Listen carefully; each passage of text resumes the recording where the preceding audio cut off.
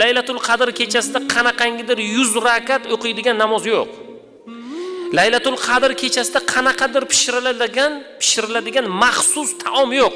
Shirgurunch pishiramiz. Kerak emas u. Laylatul Qadr kechasida aynan borib ziyoratgoh yuramiz, 2 rakat namoz o'qiymiz. Yoki yoshlarimiz piyoda qanaqangidir ziyoratgohlarga borib ziyoratga borishadi. Bunaqa joy yo'q. Bu bid'at bu. Bu noto'g'ri bu. Bu gunoh bu. Qilmang unday ish. Laylatul Qadr kechasini bedor o'tkazish kerak.